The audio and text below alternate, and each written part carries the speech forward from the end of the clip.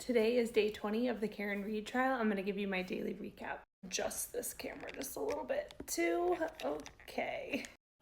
We left questioning yesterday with Christina Hanley on the stand, but we start the morning off with the judge coming in, and immediately she needs to speak to the jury. Based on my intuition, I think that she caught wind that the jury was talking to each other about the case, and that's a no-no. So she had to question each of them individually with counsel present. None of the media was able to be there, and then we got started on testimony, but that wasn't until close to lunchtime. And I say this because they come back and you know how she asked those 3 questions every day. She skips the first 2 questions, and she said, we talked about the 2 questions at the sidebar. Did any of you also do any independent research? So I think she had been speculating or had caught wind that some of them were potentially talking. I did read somewhere too from one of the journalists that one of the jury members that sat closest to the witness box has been moved, and they were sitting next to another person that they kind of chatted with a lot during sidebars, so they've been moved. Nobody was excused though, so there are still 18 jurors on the jury. The day ended yesterday with Christina Hanley on the stand, like I said, and we come back today, and the prosecution's first witness is Dr. Wolf, and some of the questioning in the beginning is that he is a neurosurgeon. He performs surgeries. So he had surgeries yesterday. He has surgeries tomorrow. And today was basically the only day that he was able to be here to testify. I'm not going to go over his qualifications because this man is extremely qualified. He has tons of education, and he also has tons of experience in neurosurgery, brain surgery. He's an expert. We'll just put it that way. Brennan goes over the long list of books he's authored, and about 70 journal articles.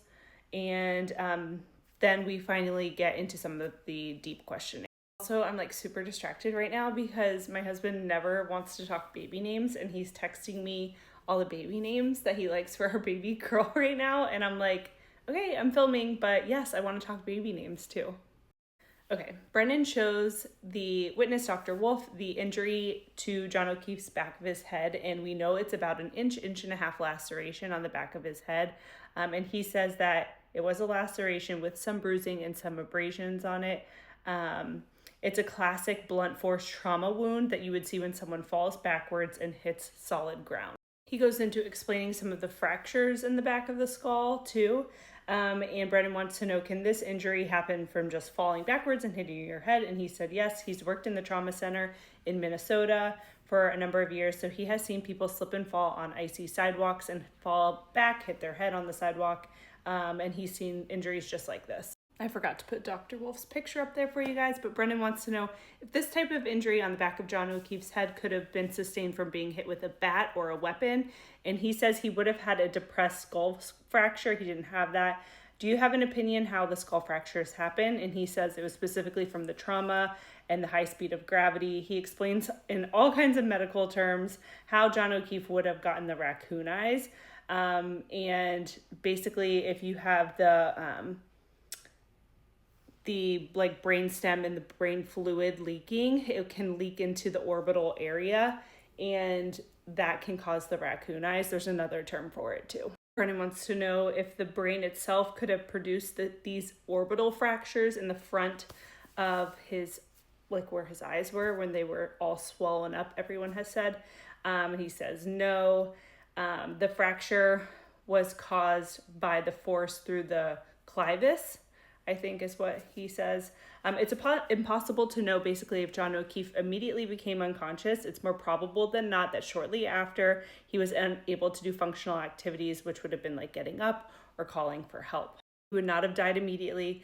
It's a process because of a combination of things. It's brain swelling, decreased blood flow to the brain, death to the brain stem that controls the heart and your breathing. Okay, here's my notes on the raccoon eyes.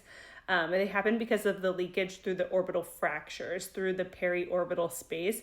This can happen in as little as 1 to 3 hours, but he said it usually takes 24 to 48 hours. So they end up showing the picture of John O'Keefe's front of his face that we don't see, but he said it can happen in 1 to 3 hours. We are done with his questioning. Alessi is doing the cross-examination. Alessi only had like 5 or 6 questions.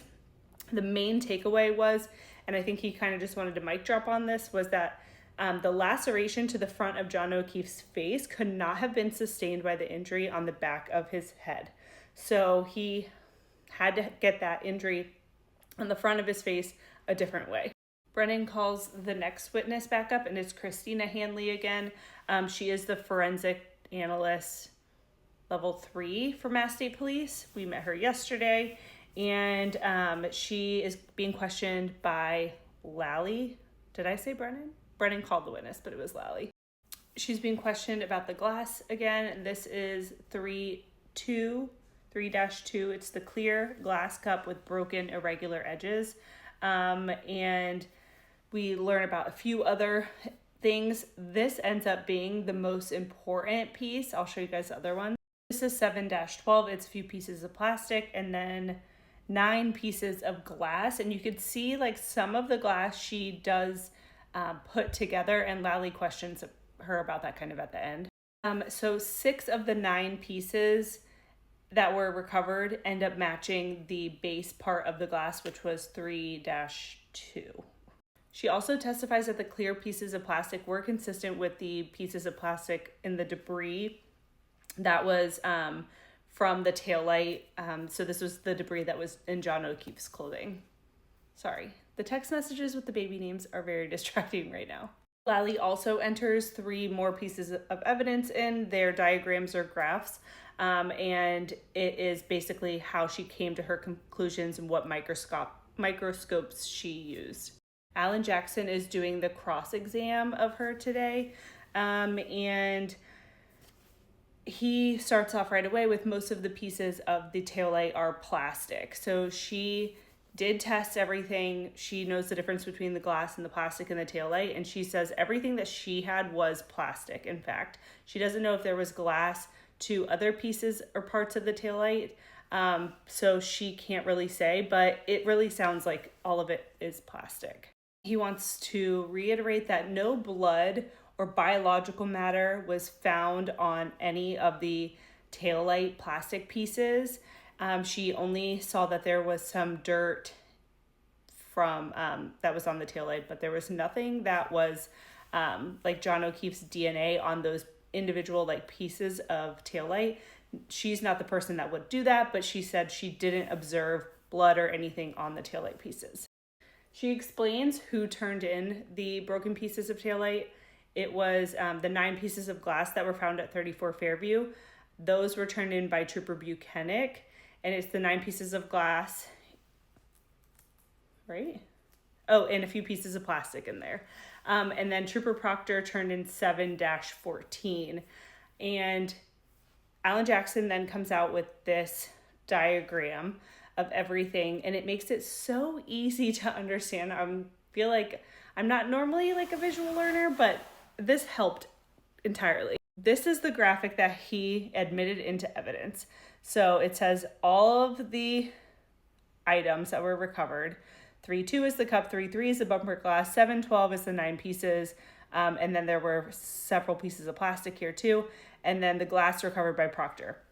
What it comes down to is that none of the glass from the bumper here in 3-3 matched any of the glass from the cup, okay? And that was recovered.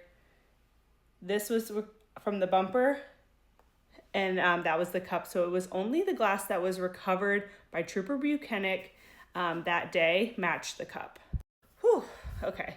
Sorry, that was a little confusing for me. We do not have court tomorrow, which is Thursday. We don't have court on Friday. We don't have court on Monday for Memorial Day. So day 21 is not going to be until Tuesday. And next week, we're probably going to have a half day on Thursday. I'm speculating that the Commonwealth is done on Thursday, and then that's the time that the defense will have to argue their motion to dismiss, and the defense will begin their case right after that on Friday.